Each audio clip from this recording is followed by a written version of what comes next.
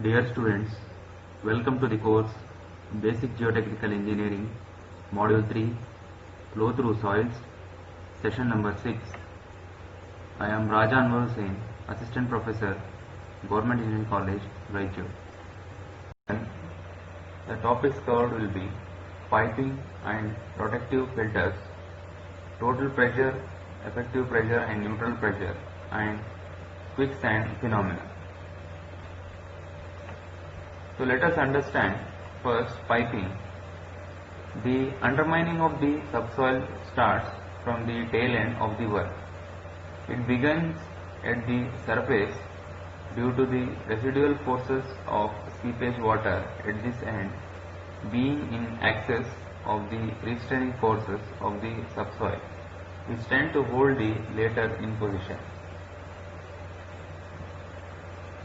Once progressive, leads to the formation of cavities below the floor in which the latter may collapse. So this undermining is supposed to result from what is known as piping, that is, the erosion of the subsoil by the high velocities of flow of water through it when such velocities exceed a certain limit is called piping. But this concept of flow through the subsoil, which acts in the direction of flow and is proportional to the pressure gradients at that point. At the tail end, this force is directed upward and will tend to lift up the soil particles if it is more than submerged weight of the latter. Once the soil particles are disturbed, the resistance against upward pressure of water will tend to lift up the soil particles are disturbed.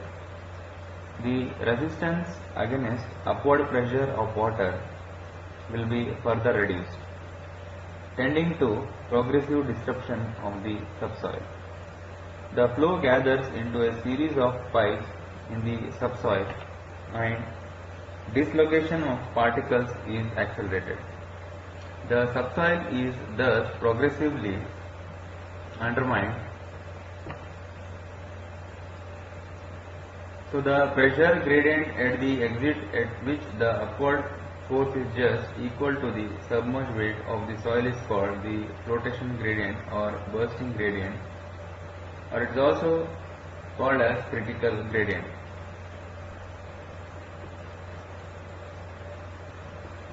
So now let us see the protective filter.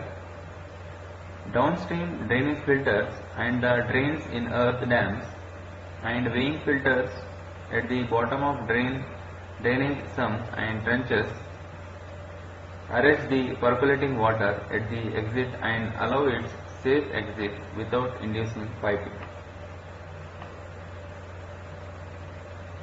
With a proper drainage filter, under the downstream slope or rock fill toe, the phreatic line downstream slope is removed. Horizontal filters incorporated in the downstream toe of a dam are used to cover downstream area adjoining the toe, add to the downward forces. So similarly, the downstream surface area adjoining a sheet pile wall can be loaded with filters to increase the factor of safety against piping. A protective filter consists of combination of layers of pervious materials and is designed in such a manner as to provide quick drainage to prevent the movement of soil particles due to flowing water. In such a filter, each subsequent layer becomes increasingly coarser than the pervious. So that is the embankment or foundation material surrounding the filter is known as the base material. So now let us see in the next slide the requirements of a protective filter.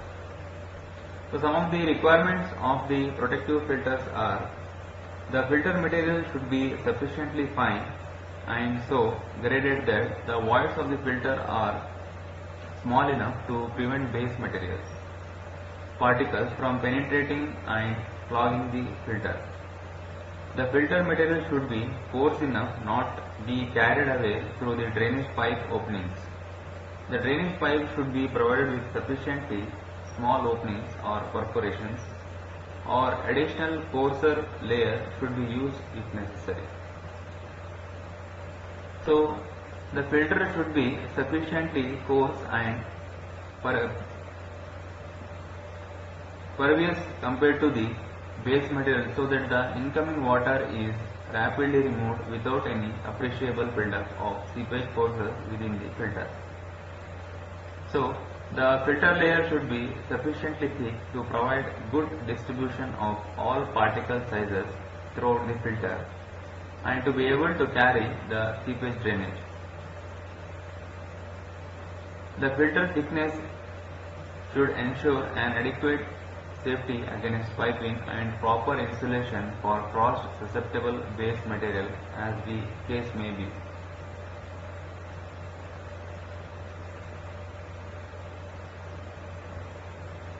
So the filter thickness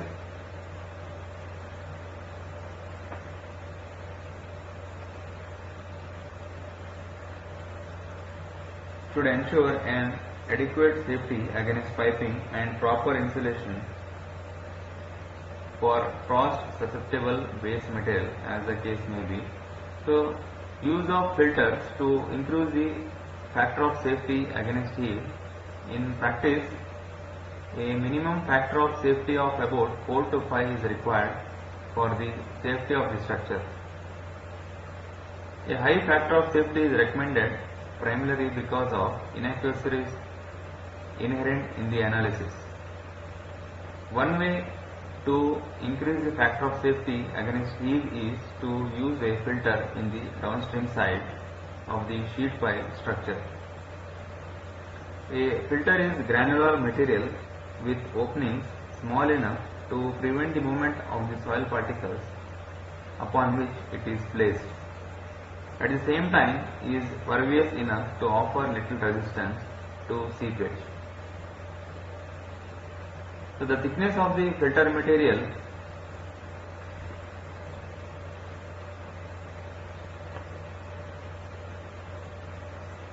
So the selection of filter materials, it is extremely important that the filter material should be chosen carefully, taken into consideration that the soil is to be protected.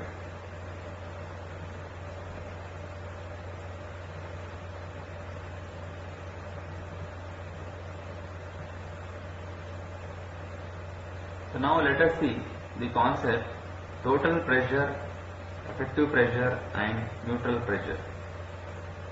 So the effective pressure, it is also indicated as sigma dash, is the pressure transmitted from particle to particle through their points of contact through a soil mass.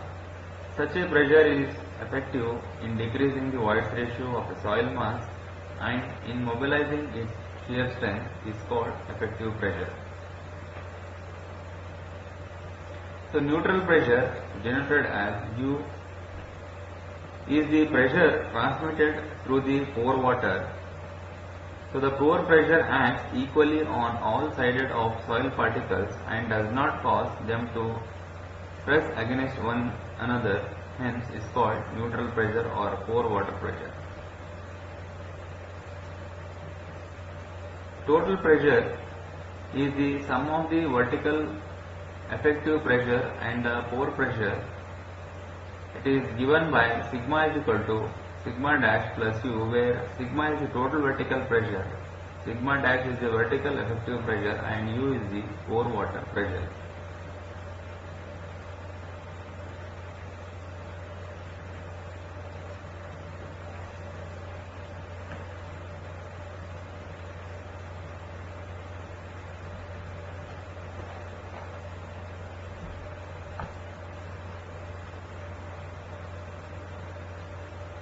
So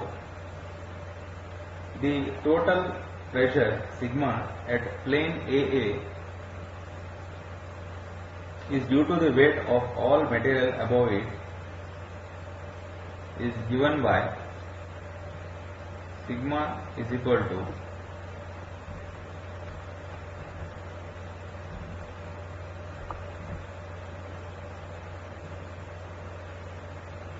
sigma dash plus u,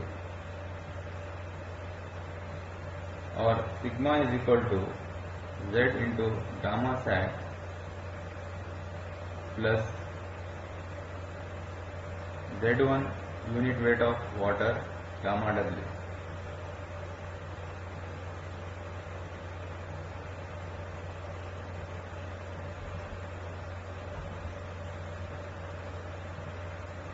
So sigma dash is equal to z into gamma dash, where gamma dash is equal to gamma sat minus gamma w. So at plane AA the pressure are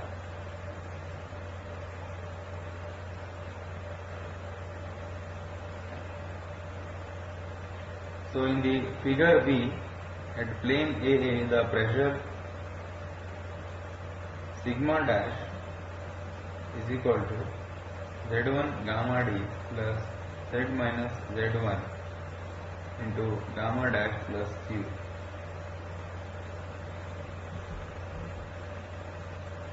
So from the figure C, at plane AA